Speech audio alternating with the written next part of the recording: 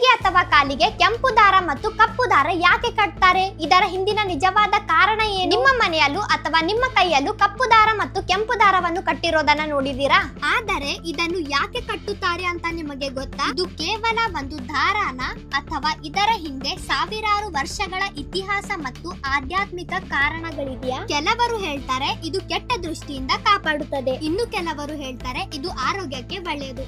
ಹಾಗಾದ್ರೆ ಇದು ನಿಜವಾ ಅಥವಾ ಕೇವಲ ನಂಬಿಕೆಯಾ? ಮತ್ತು ರಾಮಾಯಣ, ಮಹಾಭಾರತ ಅಥವಾ ಪುರಾಣಗಳಲ್ಲಿ ಇದರ ಬಗ್ಗೆ ಏನಾದರೂ ಉಲ್ಲೇಖ ಇದೆಯಾ? ಇಂದಿನ ವಿಡಿಯೋದಲ್ಲಿ ಕೈಗೆ ಮತ್ತು ಕಾಲಿಗೆ ಕಪ್ಪು ದಾರ ಹಾಗೂ ಕೆಂಪು ದಾರವನ್ನು ಕಟ್ಟುವ ಹಿಂದಿನ ನಿಜವಾದ ಕಾರಣ, ಅದರ ಧಾರ್ಮಿಕ, ವೈಜ್ಞಾನಿಕ ಮತ್ತು ಐತಿಹಾಸಿಕ ಹಿನ್ನೆಲೆಯನ್ನು ಸಂಪೂರ್ಣವಾಗಿ ತಿಳಿದುಕೊಳ್ಳೋಣ.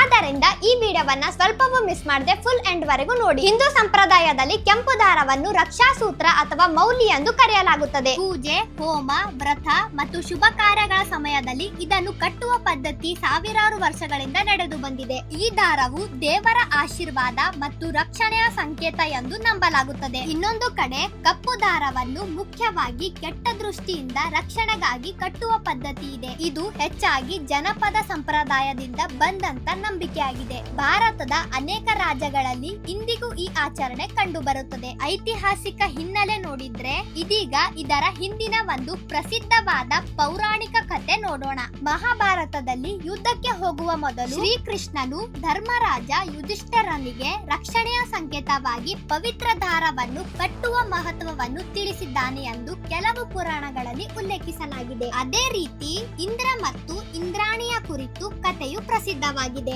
ದೇವರು ಮತ್ತು ಅಸುರರ ನಡುವೆ ಯುದ್ಧ ನಡೆಯುವಾಗ ಇಂದ್ರನು ಯುದ್ಧಕ್ಕೆ ತೆರಳುವ ಮೊದಲು ಇಂದ್ರಾಣಿಯವರು ವೇದ ಮಂತ್ರಗಳನ್ನು ಪಠಿಸಿ ಪವಿತ್ರ ದಾರವನ್ನು ಇಂದ್ರನ ಕೈಗೆ ಕಟ್ಟಿದರು ಎನ್ನಲಾಗಿದೆ. ಆ ನಂತರ ಇಂದ್ರನು ವಿಜಯ ಸಾಧಿಸಿದನೆಂದು ಪುರಾಣಗಳಲ್ಲಿ ಹೇಳಲಾಗಿದೆ. ಈ ಘಟನೆಯ ನಂತರ ರಕ್ಷಾಸೂತ್ರ ಕಟ್ಟುವ ಸಂಪ್ರದಾಯ ಮತ್ತಿಷ್ಟು ಪ್ರಸಿದ್ಧವಾಯಿತು ಎಂದು ನಂಬಲಾಗುತ್ತದೆ. ಈ ಕಾರಣದಿಂದಲೇ ಇಂದಿಗೂ ಪೂಜೆಯ ಸಮಯದಲ್ಲಿ ಪೂಜಾರಿಗಳು ಕೈಗೆ ರಕ್ಷಾಸೂತ್ರ ಕಟ್ಟುತ್ತಾರೆ. ಕೆಂಪು ದಾರದ ಮಹತ್ವ ನೋಡೋಣ. ಹಾಗಾದರೆ ಕೆಂಪು ಬಣ್ಣ ಯಾಕೆ ಇಷ್ಟು ಮಹತ್ವ? ಹಿಂದೂ ಧರ್ಮಗಳಲ್ಲಿ ಕೆಂಪು ಬಣ್ಣವನ್ನು ಶಕ್ತಿ, ಧೈರ್ಯ, ಶುಭ ಮತ್ತು ಲಕ್ಷ್ಮೀ ದೇವಿಯ ಕೃಪೆಯ ಸಂಕೇತ ಎಂದು ಪರಿಗಣಿಸಲಾಗಿದೆ. ಆದ್ದರಿಂದ ಪೂಜೆಯ ನಂತರ ಕೆಂಪು ದಾರ ಕಟ್ಟಿದರೆ ದೇವರ ಆಶೀರ್ವಾದ ಸದಾ ನಮ್ಮೊಂದಿಗೆ ಇರುತ್ತದೆ ಎಂಬ ನಂಬಿಕೆ ಇದೆ. ಕೆಲವರು ಇದನ್ನು ಹೊಸ ಕೆಲಸಕ್ಕೆ ಆರಂಭಿಸುವಾಗ, ಪರೀಕ್ಷೆ, ವ್ಯಾಪಾರ ಅಥವಾ ಪ್ರಯಾಣಕ್ಕೂ ಮುನ್ನ ಕಟ್ಟಿಸಿಕೊಳ್ಳುತ್ತಾರೆ. ಕಪ್ಪು ದಾರದ ಮಹತ್ವ ನೋಡೋಣ.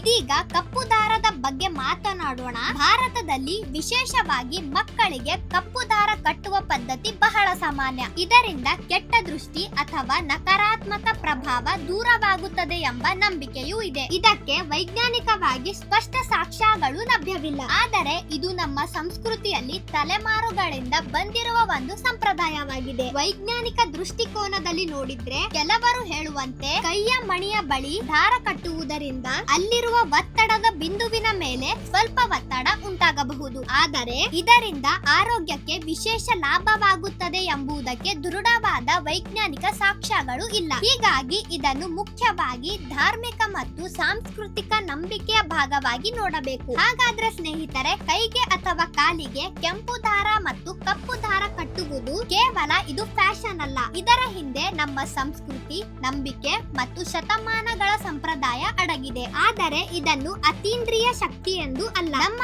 ಧಾರ್ಮಿಕ ನಂಬಿಕೆ ಮತ್ತು ಸಂಸ್ಕೃತಿಯ ಸಂಕೇತವಾಗಿ ಗೌರವಿಸುವುದು ಉತ್ತಮ. ನಿಮ್ಮ ಕೈಯಲ್ಲಿ ಕೆಂಪು ದಾರ ಇದೆಯಾ ಅಥವಾ ಕಪ್ಪು ದಾರ ಇದೆಯಾ? ಅದನ್ನ ಯಾಕೆ ಕಟ್ಕೊಂಡಿದ್ದೀರಾ? ಕಮೆಂಟ್ ನಲ್ಲಿ ತಿಳಿಸಿ. ಈ ಮಾಹಿತಿ ನಿಮ್ಗೆ ಉಪಯುಕ್ತವಾಗಿದ್ರೆ ಈ ವಿಡಿಯೋವನ್ನ ಲೈಕ್ ಮಾಡಿ, ಶೇರ್ ಮಾಡಿ, ಕಮೆಂಟ್ ಮಾಡಿ. ಮತ್ತೆ ನಮ್ಮ ನಿತ್ಯ ಕರ್ನಾಟಕ ಟಿವಿ ಯೂಟ್ಯೂಬ್ ಚಾನಲ್ ಅನ್ನ ಸಬ್ಸ್ಕ್ರೈಬ್ ಮಾಡ್ಕೊಳ್ಳಿ. ಧನ್ಯವಾದಗಳು. ಮತ್ತೆ ಮುಂದಿನ ವಿಡಿಯೋದಲ್ಲಿ ಭೇಟಿಯಾಗೋಣ.